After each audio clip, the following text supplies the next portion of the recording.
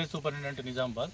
ఈరోజు మనము గత తెలంగాణ వచ్చిన తర్వాత 2014 తర్వాత మన నిజామాబాద్ జిల్లాలో ఈ కల్తీ కళ్ళను అరికట్టడానికి, గీత వృత్తిని పరిరక్షించడానికి గత ప్రభుత్వమైనా ఈ ప్రభుత్వమైనా అప్పుడు తెలంగాణ హరితహారము, ఇప్పుడు వనమహోత్సవం పేరు మీద ప్రతి సంవత్సరం కొన్ని లక్షల చెట్లు, ఈత చెట్లు, ఖజూర చెట్లు పెట్టామండి జిల్లా వ్యాప్తంగా. జిల్లాలో 5 స్టేషన్లు ఉన్నాయి మనకు: నిజామాబాద్, బోధన్, ఆర్మూరు, భీమ్గల్, మోర్తాడు.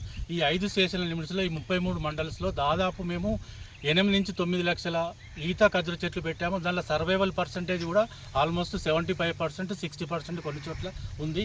ఇంకొక 1 ఇయర్, 1.5 ఇయర్లో మేము 2014 నుంచి పెట్టిన చెట్లు ఈల్డింగ్ అంటే ట్యాపింగ్కి వస్తాయి అంటారు, కళ్ళు గీయడానికి రెడీగా వస్తాయి. ఇప్పుడు ఆల్రెడీ వచ్చినాయండి 2 లక్షల చెట్ల వరకు.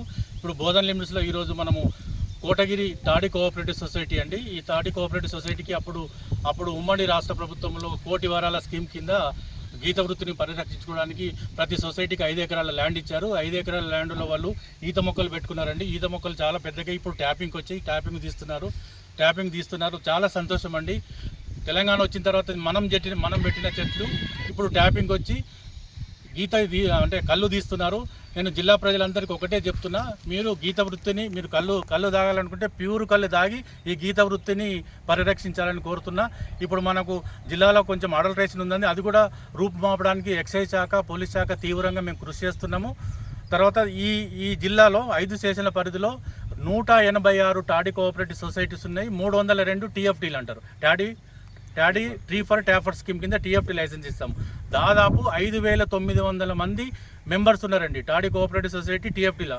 అంటే దాదాపు 6,000 కుటుంబాలు ప్రత్యక్షంగా, తర్వాత ఒక 30 నుంచి 40,000 కుటుంబాలు, గౌడ కుటుంబాలు పరోక్షంగా ఈ గీత వృత్తిపై ఆధారపడి ఈ జిల్లాలో నడుస్తుందండి. దీన్ని పరిరక్షించడానికి మేము ఇప్పుడు వనమహోత్సవం స్టార్ట్ అవుతుందండి. జిల్లాలో ఇప్పటికీ మాకు దాదాపు 152,000 ఈత ఖజూర మొక్కలు DRDA నర్సరీలో రెడీగా ఉన్నాయి.